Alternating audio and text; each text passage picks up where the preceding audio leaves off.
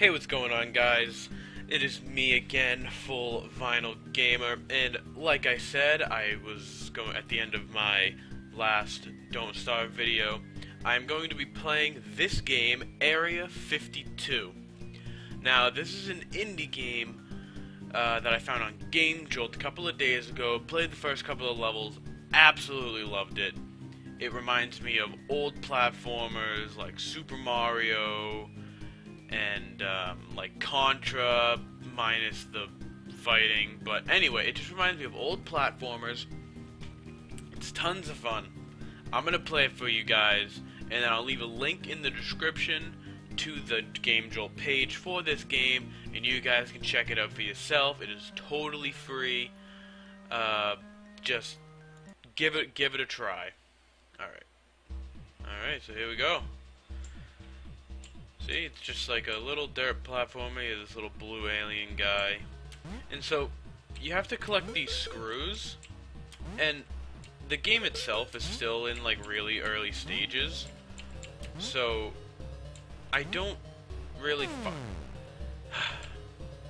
So I don't know like where they're gonna go with it. I'm assuming the screws have to do with like maybe your ship. You know, as an alien, maybe it has to do with your ship. God damn it. Sorry, I am not very good at platformers. It has been a very long time since I played an actual classic platformer. But, you know, I'm assuming the screws have to do with catching your ship. I mean, building your ship and getting away from, you know, the scientists, which is cool because you can just be like, boop, take them out. And there's like bear traps and stuff, and it's just a really cool, simple platformer. It's tons of fun. They only have like 5 levels or so right now, but it's just really cool. You guys should definitely check it out. But I'm gonna try and boom, got all the screws. Now, when I first played this, like I thought the radioactive barrels here were gonna hurt me, so I jumped them. And then like I saw in one of the other levels there's like 5 of them in a row and they're like stacked on top of each other and there's no way you could jump over it. And so then I realized you could just walk through them. But this game does a really good job. There's some, I think there's a part, yep, this part. There's some parts that are just like really like kind of tricky, not that, but like there's a screw hidden down on like a lower level, and yeah, right there. See, but there's spikes right there, so you have to like, oh, I fucked up. Ah, damn it.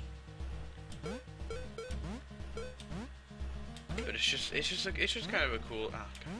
Oh no! It's a cool little platformer. I know I've said that like a jillion times already, but it really is. It's a really good platformer. The style of it is just awesome. The art style is shit. No, the art style isn't shit. The art style is really cool. It's really simple. It was made in Unity, which is insanely impressive. Unity, I've you know messed around in Unity a little bit. It's really cool. If you know what you're doing, you can make a simple platformer like this, but you know, quality is where it's at, and they really, you know, took the time to fucking I got it. You know, they really took the time to make it a good game and make it fun and playable, and you know, because there's like some I've played a couple of indie games like this, and not all of them are, you know, perfect and up to par like this is, but it's because they're indie games. You can't really blame them, but at the same time, it's like if you want, you know, like I don't know, like I feel like if you want your game to be like known and noticed, then there needs to be quality in like the first like demo version of it that you send out or you upload to Game Jolt or Steam or you know some sort of website that will allow you to get your your name out there and stuff like that. So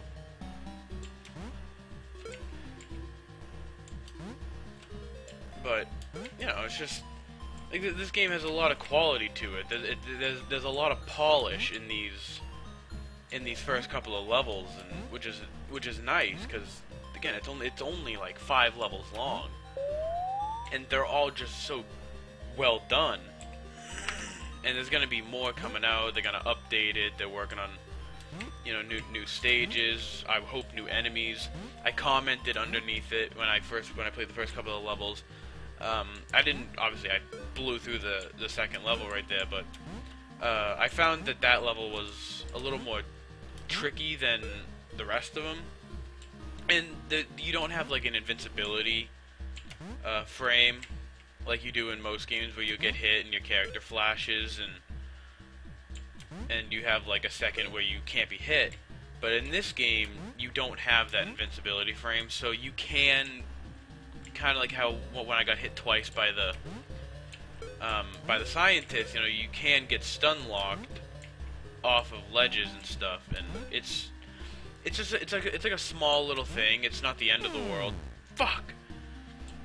But it's little things like that you can, you know, point out to a developer so they can go back in, fix it, maybe add that frame of invincibility so you can get your bearings after getting hit, you know, and so that it's easier to progress through the level. But then again, you know, they could have absolutely done that on purpose, you know, kind of like how Dark Souls is intentionally clunky. You know, like the first one is, they did it on purpose. It wasn't because they were lazy with the animations or anything like that. They intentionally made it clunky to increase the difficulty level. But this game's simple, and it's kind of rewarding, you know, when you collect in the screws and, you know, you make, you make like little jumps like that, you know, like that thing's moving pretty fast, so that, you know, you gotta get the timing, you know, and then there's shit like this, and it's like, oh, okay. Oh fuck, hit it anyway. Like, one of my favorite parts is that his face up here, it changes as you take damage, which, again, it goes back to those little polishes that developers can add into their games. You know, kind of like how in Doom and like Wolfenstein, when you could see your character's face, you know, at the bottom of the screen, and as you took damage, the face changed, it got more bloody, you know, their expression changed.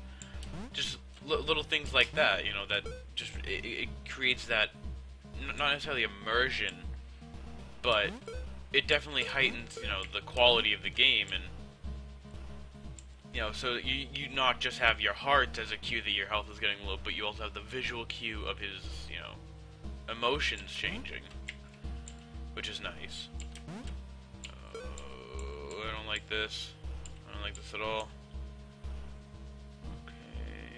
Okay. Alright. Boink. But, you know, like I said, I don't think I'm gonna curse over that.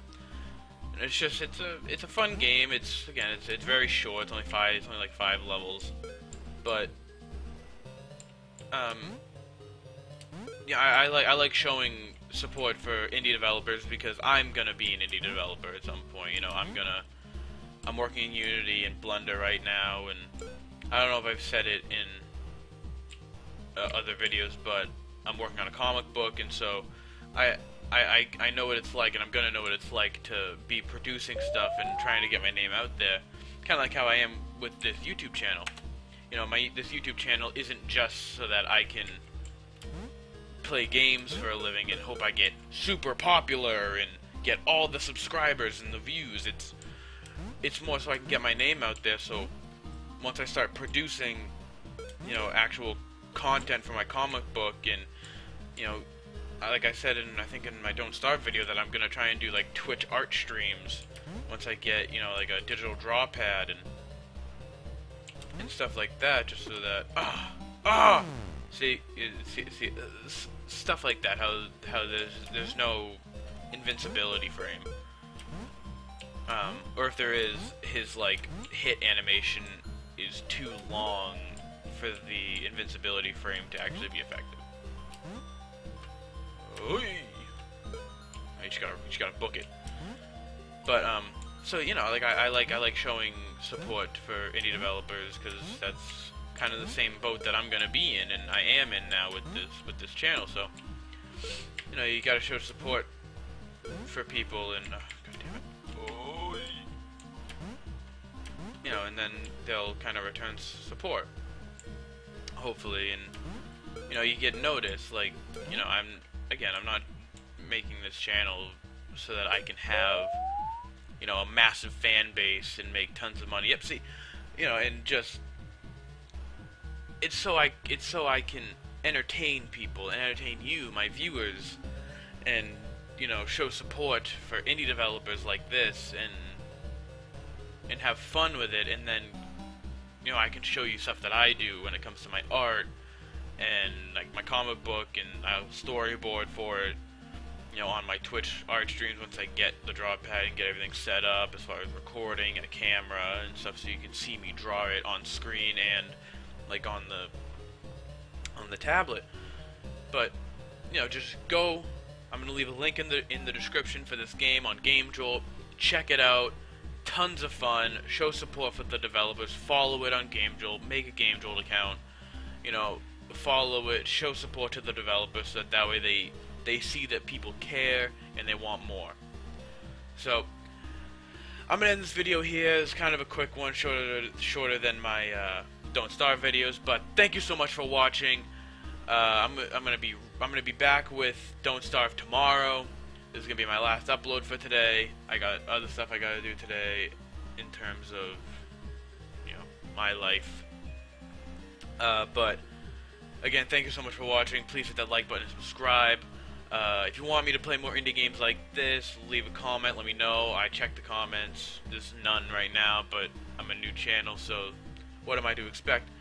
And I'll be back tomorrow with another episode of Don't Starve. See ya!